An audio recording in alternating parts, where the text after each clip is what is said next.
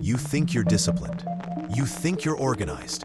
You think you've got your shit together because you plan everything, schedule everything, and make sure nothing falls through the cracks. But here's the thing nobody wants to tell you. You're not in control. You're in reaction mode. You've been in reaction mode since you were 8 years old, watching your world fall apart while the adults around you pretended everything was fine. Picture this. You're sitting at your desk right now, probably with 3 different to-do lists, color-coded calendar, and a system for everything. Your coffee mug is in the exact same spot every morning. Your workout routine hasn't changed in months. Your work emails are answered within the hour, and your weekend plans are locked in by Wednesday. You look at other guys who seem more relaxed, more spontaneous, and you think they're just irresponsible. They don't get it.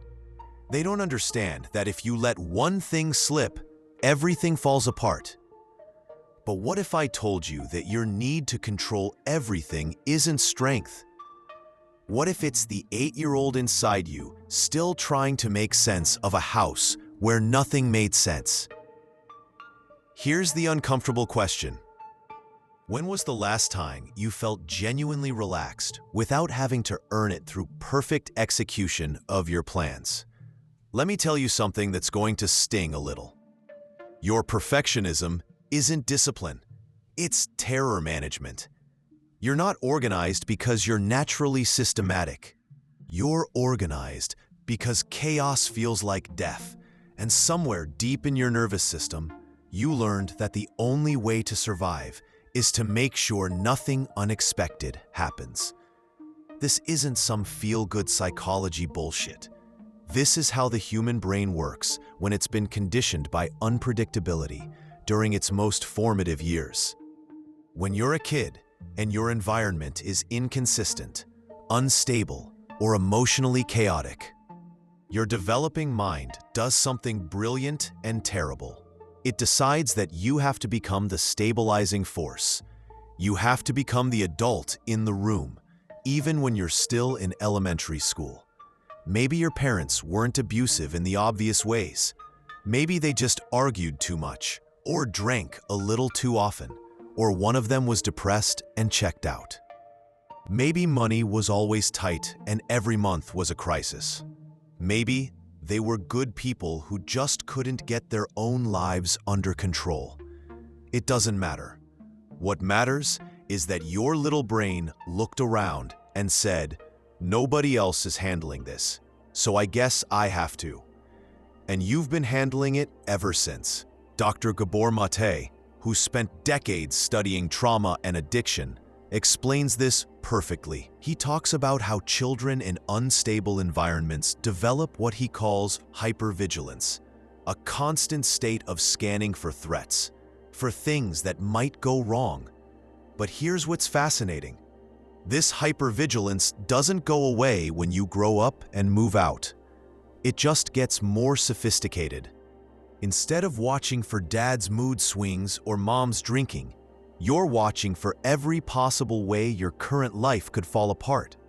The Stoic philosophers understood this too, though they came at it from a different angle. Marcus Aurelius wrote extensively about the illusion of control. But here's what most people miss. He wasn't writing those thoughts for publication. He was writing them for himself, as a way to manage his own anxiety about running an empire.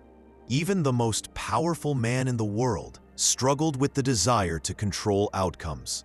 The ancient Stoics had a concept called preferred indifference, things that are generally better to have than not have, but that don't actually determine your happiness or worth. Modern control freaks like us have turned everything into a preferred indifferent that we treat like a life or death necessity. Your morning routine, your quarterly goals, your weekend plans, these become so loaded with meaning that deviation feels catastrophic. Here's the brutal reality. Every system you've built, every routine you've perfected, every contingency plan you've made is your adult self trying to give your inner child the predictability he never had. You're not planning for success. You're planning against the feeling of helplessness that defined your early years. And it's exhausting, isn't it? Trying to stay 3 steps ahead of chaos all the time, making sure every variable is accounted for, having backup plans for your backup plans. You tell yourself, this is just being responsible, being mature, being a man who handles his business. But responsibility doesn't require constant anxiety. Maturity doesn't demand perfection. And real strength doesn't come from never allowing yourself to be caught off guard. The first truth you need to face, your need to control everything, is actually evidence that you don't trust yourself to handle anything unexpected. Think about that for a second. All those systems and routines you've built, they're not confidence. They're insurance policies against your own perceived inadequacy. The second truth, the more you try to control external circumstances, the less control you actually have over your internal state. You've made your peace of mind dependent on variables you can't actually control. Other people's behavior, market conditions, traffic patterns, weather, technology working perfectly. You've built a house of cards and convinced yourself it's a fortress. The third truth, your hyper-control is probably sabotaging the very relationships and opportunities you're trying to protect. People can sense when you need them to behave in specific ways for you to feel okay. They can feel the tension in your casual suggestions that are actually desperate attempts to manage outcomes. Women especially can sense when a man's stability is brittle rather than deep, when his confidence requires everything going according to plan. Most guys who recognize themselves in this description immediately want to know, okay, but what's the alternative? Just let everything fall apart? And that question itself reveals the problem. You can only imagine 2 options, total control or total chaos. But there's a third option, and it's where actual strength lives. If you don't change this pattern, here's exactly what's going to happen to you. You're going to spend the next 20 years building more elaborate systems to manage increasingly complex scenarios. And you're going to become more anxious, not less. Your relationships are going to feel like projects you're managing, rather than connections you're enjoying. Your successes won't feel satisfying because they'll always feel precarious, like they could disappear if you stop vigilant management for even a moment. You'll become that guy who can't enjoy vacation because he's worried about everything that might be going wrong back home. You'll be the father who micromanages his kids' schedules and activities because their success feels like a reflection of your control. You'll be the partner who turns intimate relationships into performance reviews because you need reassurance that everything is going according to plan. Worse, you'll start attracting people and situations that reinforce your need to be the one in control. You'll surround yourself with people who can't or won't take responsibility for themselves because unconsciously, their chaos makes you feel necessary. You'll create the very instability you're trying to avoid because part of you needs to be the one fixing things. And eventually, something will happen that you can't control. A health scare, a job loss, a relationship ending, a family crisis. And when that happens, instead of drawing on deep resilience, you'll face the terrifying realization that your entire sense of self was built on an illusion. All those years of perfect execution won't have prepared you for the one thing that's guaranteed in life: uncertainty. Here's what you need to do instead, and I want you to understand that this isn't about becoming passive or irresponsible.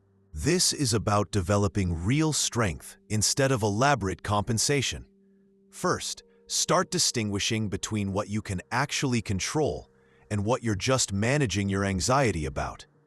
Every day, make a list of 3 things you're trying to control that aren't actually in your control. Then practice doing nothing about them, not because you don't care, but because you're training yourself to handle uncertainty without panic. Your job isn't to prevent every possible negative outcome. Your job is to become the kind of person who can handle negative outcomes when they occur. This means letting small things go wrong. Order something different at the restaurant you always go to. These sound trivial, but they're not. They're exercises in flexibility, in trusting yourself to adapt rather than prevent. Second, identify the difference between planning and anxiety planning. Real planning accepts uncertainty and prepares you to respond well to different scenarios. Anxiety planning tries to eliminate uncertainty and prepares you to avoid all possible discomfort. Real planning asks, what's the most likely outcome and how do I position myself well for it? Anxiety planning asks, what's every possible thing that could go wrong and how do I prevent all of them? Start planning like someone who trusts his own ability to improvise and adapt. Make your plans 70% detailed and leave 30% for flexibility. Set goals with the understanding that the path to them will probably look different than what you initially envisioned. This isn't being less responsible. This is being responsible to reality instead of being responsible to your anxiety. Third, practice revealing your uncertainty to people you trust. This is huge. Right now, you probably present yourself as someone who has everything figured out because admitting uncertainty feels like admitting incompetence. But uncertainty isn't incompetence. Uncertainty is honesty. And when you're honest about not having all the answers, you give other people permission to be human too. Start small. Admit when you don't know something in a meeting. Ask for advice about a decision you're struggling with. Tell your partner when you're feeling anxious about something, instead of just increasing your control behaviors. This isn't weakness. This is how actual, confident people behave. They don't need to pretend they have more certainty than they actually have. Fourth, develop what I call process confidence instead of outcome confidence. Outcome confidence says, I feel good because I know how this is going to turn out. Process confidence says, I feel good because I trust how I handle whatever turns out. The first one requires prediction and control. The second one requires self-trust and resilience. Build evidence for your ability to handle unexpected situations well. Keep a record of times when things didn't go according to plan, but you figured it out anyway. Remember the jobs you got that you weren't sure you were qualified for. Remember the problems you solved that seemed impossible at first. Remember the relationships that survived conflicts you thought would end them. You're more resilient than your control mechanisms give you credit for. Here's the paradox that changes everything. When you stop trying to control outcomes, you actually get better outcomes. Not because the universe rewards letting go, but because you start making decisions based on genuine assessment rather than anxiety management. You start taking calculated risks instead of avoiding all risks. You start building real relationships instead of managed relationships. You start showing up as someone who's genuinely confident rather than someone who's perfectly prepared. And the difference is massive. Genuine confidence adapts. Perfect preparation breaks when it encounters something it didn't prepare for. People respect men who can handle uncertainty without losing their center. They respect men who can make decisions without needing to control every variable. They respect men who can lead without needing to micromanage. This isn't about becoming careless or passive. This is about becoming antifragile, someone who gets stronger when faced with uncertainty, rather than someone who gets more rigid. Have you ever noticed how the men you most respect seem calm even when things are chaotic? They're not calm because they've controlled all the variables. They're calm because they trust their ability to respond well to whatever variables show up. Look, you can keep building more elaborate systems to manage your anxiety about uncertainty, or you can finally deal with the fact that uncertainty is the only certainty there is. You can keep trying to create the predictable childhood you never had, or you can become the man who doesn't need predictability to feel secure. The 8-year-old inside you who learned that chaos meant danger did the best he could with what he knew. But you're not 8 anymore. You have resources now that you didn't have then. You have skills, experience, relationships, and abilities that can handle whatever life throws at you. But only if you stop trying to prevent life from throwing anything at you in the first place. Your need to control everything isn't protecting you. It's limiting you. It's keeping you from opportunities that require flexibility. It's keeping you from relationships that require trust. It's keeping you from experiences that require surrendering to the unknown. The strongest men I know aren't the ones who never face uncertainty. They're the ones who face uncertainty without losing themselves in the process. They plan well, but they hold their plans lightly. They prepare for what they can prepare for, and they trust themselves to handle what they can't. So here's my question for you. Are you going to keep exhausting yourself trying to manage variables you can't actually control? Or are you ready to develop the kind of strength that doesn't require perfect conditions to show up? If this hit home, hit that subscribe button and ring the notification bell. There's more where this came from, and trust me, you're going to want to catch the next one. The algorithm's going to show you another video after this one ends. Watch it. It's going to build on what we just talked about, and you're not done learning yet. Until next time, stop managing your life like it's a crisis and start living it like it's an adventure. See you in the next one.